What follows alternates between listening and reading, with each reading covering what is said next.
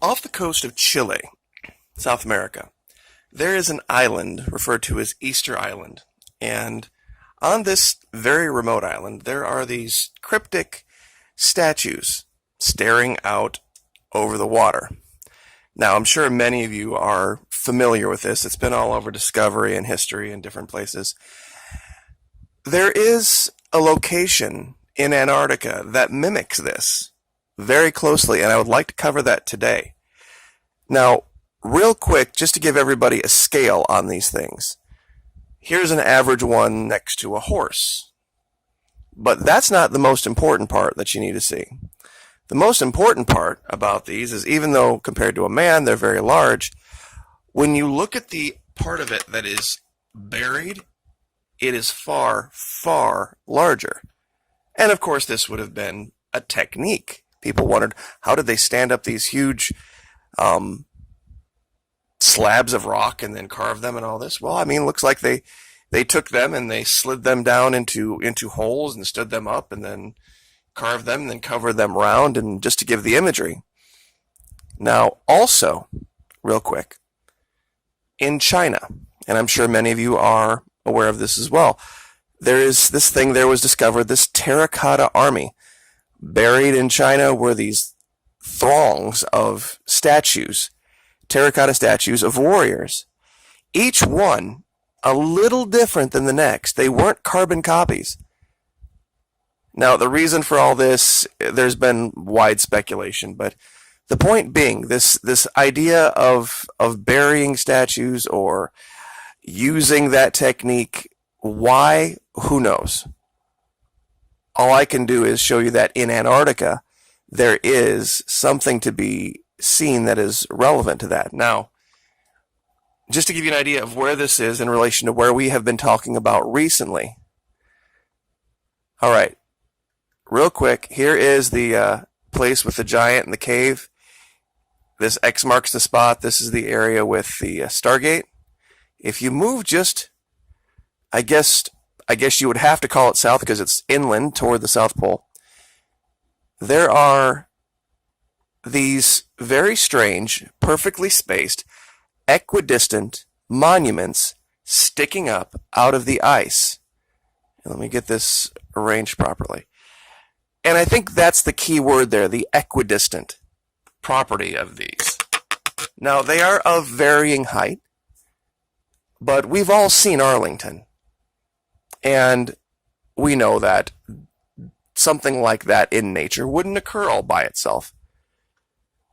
The size of these is pretty staggering, though. Far, far bigger than the MOAs on Easter Island, which would fall in line with everything else that's been said about Antarctica. It strikes me as strange that when Admiral Byrd described what he saw, that he used the word evil. Now, I've flown over a lot of snowy landscapes, and the word evil never crossed my mind. Cold, pretty, gorgeous, spectacular, but never evil. So he must have saw something very different than what you and I would picture when we think of flying over a vast snowy landscape. Some of these, like this particular one here in the middle, is 800 feet tall. Some of these are only about 40 feet tall. But the reason I think this is a graveyard is a couple of other things that I found. And while one of them, I'm sure there's going to be a lot of people that go, no, you're seeing things, it's pareidolia. I've been looking at this for a long time, and there's a lot of things down here that will trick the eye. And I don't cover a lot of that. I found a lot more things that I just haven't covered. I think I have found what looks like a skull. Now, if we are going to make the assumption that this over here is a settlement that is the result of some type of a crash, this large opening being a craft, they settled in this region, and we're seeing evidence of them hunting and the elasmosaur and all of this type of thing, they would have dead, and they would need to have a place to put the dead. And it's not very far from that location. This would make sense. Now, this is going to take some zooming in. I was looking at this particular one, what I believe to be grave marker. And I think just with time and with all of the wind and the elements that we may have uncovered part of the body. And like I said, this is going to be very, very tough to get down to the level. The closest you can get high altitude using Google Earth Pro is about 400 feet. And we are about there now. I'm not going to zoom it in because it takes it down to ground level. But if you look right here, I'll try to focus this as much as I can. And see if maybe I can turn the light down to get the contrast up.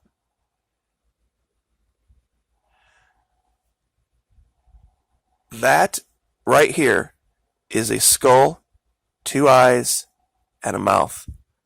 And you can almost see the remnants of the body here.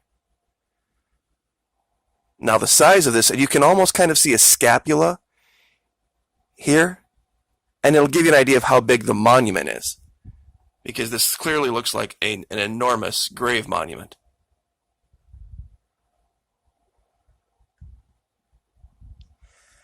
The head is about, let me get down to this zoom level again without hitting the ground level. All right, there's 460 feet. Let's go ahead and get the ruler out. Measure this.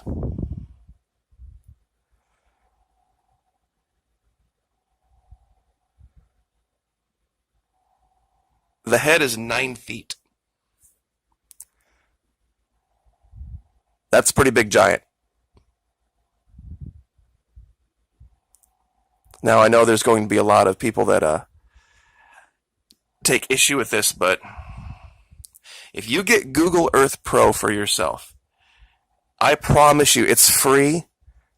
You will be able to do things, and if you get even, like, this is a 24-inch Lenovo that this is on. There's much better screens. They have 27-inch Dells that are 4K. That stuff will show up way closer in. Even a decent tablet, you can then use your eyeballs to then make up for the difference in the focus and the lighting levels. Right here, there's a very unnatural structure. Let's see if I can kick the lighting off. Nope, that doesn't help. I cannot get any closer. But it's a series. Maybe I can turn the light up again. Every time I turn the light up, it kills the focus. That's why I try to...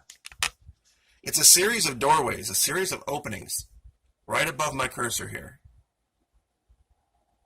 All equidistantly spaced. And if there were... I'm going to try to circle it.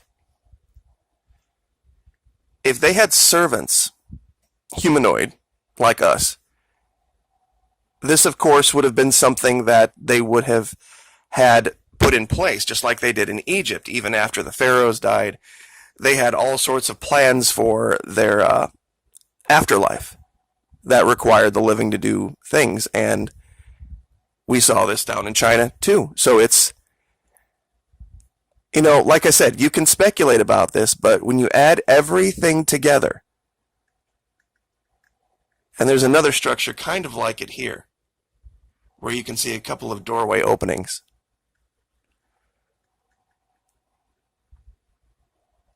Something far beyond just snow blowing ice is going on down here. And over here, this looks like a much better example of a tomb. Over here we have a marker, and we have this large cavernous area, and then we have an entry here. And this looks perfect size for the body of a giant. And this, like I said, at one time, all of this was covered over. And the melt, the massive melt that's going on, that is far greater than they are telling you in the news, in the next 5 to 10 years, is going to change the landscape of science. It's going to change the landscape physically. It's going to change the weather. It's going to change the entire world in the next 10 years. And you don't have to believe that, but it's just the case. If we even look 10 years ago at what was going on versus now, it's not even close. You can almost see right here this half moon shape, artificially constructed half moon shape for whatever reason. Now also, curiously enough, if you go to, this is Easter Island on Google Earth Pro, and you look, actually, pardon me, this is the web-based. Off the coast, there are structures that look like ships on the bottom of the seafloor. And I'm going to show a few of them to you. 1,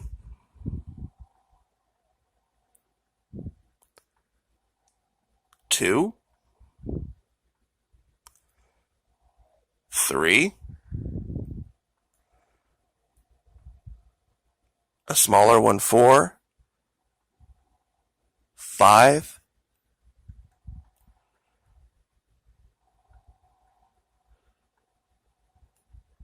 6, they're all over the place. 7, and of course, just randomly out here in the middle of the ocean, near this island where we have these types of statues that resemble exactly the statues that we are seeing in Antarctica and what looks like the crash site of a ship. The idea that this could be a coincidence is mind-boggling. That, this little tiny island out here could have the same features and the same things going on that we see down here on this giant continent just randomly. Not a big believer in the random. And the more you look up close at this region where all of this is, you will see so much stuff that looks just like city streets, looks just like pathways and construction. Things that just would occur hand of intelligence, maybe not hand of modern man, but definitely not natural. Especially when you look at this from a distance. See how there's nothing here, and then all of a sudden here you have all of these monuments, and then nothing here, and then more monuments, and then nothing here, and then more monuments. Clearly a creation, not something that was just naturally made. And I'll leave this image up just so you guys can look at it. The distance between these is too perfect for this to be something natural. Like, share, subscribe. Happy Sunday.